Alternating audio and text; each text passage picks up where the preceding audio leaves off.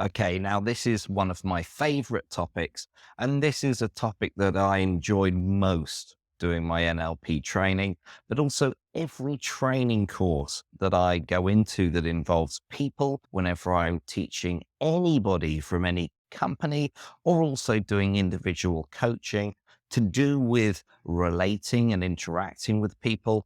This is paramount. And again, it's something that's going to help you to build both your personal life and also your professional life by learning, using, and practicing to improve on it and develop it as much as you possibly can.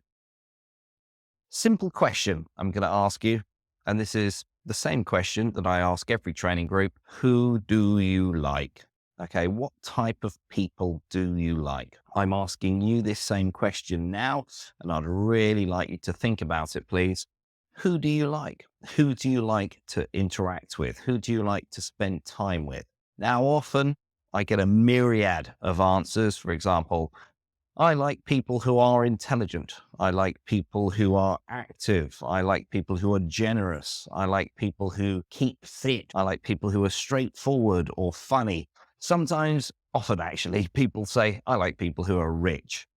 And this is quite an interesting one because it's well known that people who are rich typically have a large following.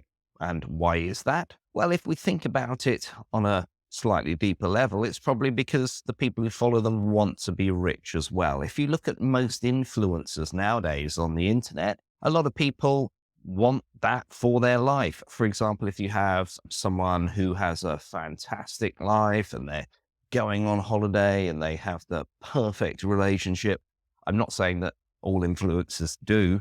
Most of it's for show, but people follow them because they want to be like them. Now, another question that I have for you is, are you like that? Are you in the perfect relationship? Are you in the perfect position? Are you rich? Are you funny? Are you intelligent? Now, sometimes people will say, well, no, I'm not. But that's not the point of the exercise. I'm not trying to upset people. I'm not trying to put them in a position where they're thinking, okay, I like this person, but I'm not like that. Well, in a way, I sort of am because I want to show them and I want to make the point how they can improve their current situation. The next question that I ask them is, would you like to be more like that? So, for example, I might ask them, are you funny? Followed by the question, would you like to be more funny? So even if they said, okay, I like people who are funny, and then I ask them, are you funny? And they say no. But then I say, would you like to be funny? 99% of the time, they'll say yes. From this, what we can establish, and this is human nature, is that people like people who are like themselves, or people like people who are how they would like to be.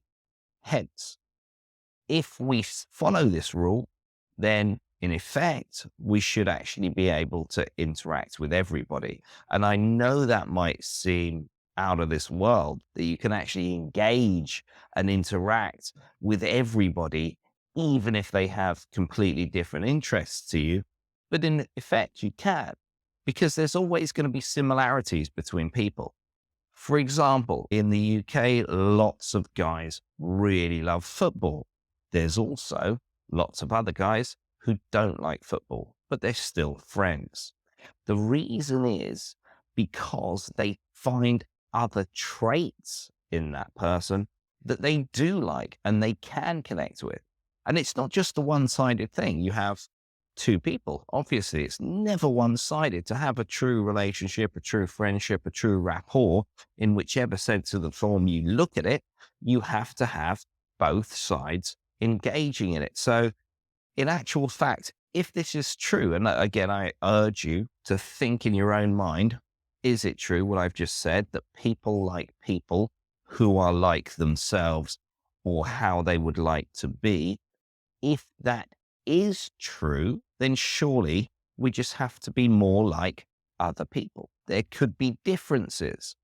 A lot of the time people say, well, I like people with the same hobbies as me. So what are you going to do about that? Are you going to walk into a room of strangers and say, hi, do you like playing tennis? Do you like video games? You can't do that. You can't ask people these sort of specific questions about their hobbies, their pastimes, their lifestyles until you know them a little bit better.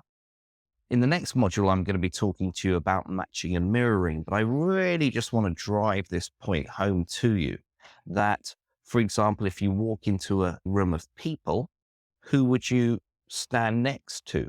Would you stand next to somebody who looks completely different to you?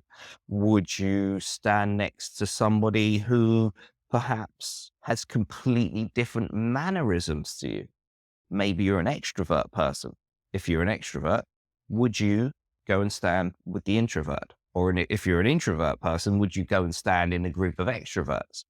If you think about this yourself, you'll sort of see what I mean with this. And also, if you ask yourself those three questions, as I did earlier, who do I like? Do I share those same qualities that I like about that person? And thirdly, if not, would I like to be, or would I like to have those qualities that that person has?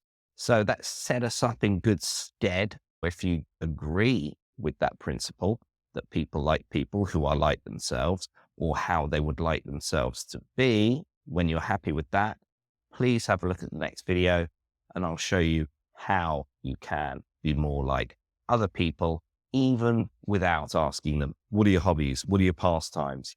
Or spending too much time with them. See you in the next video.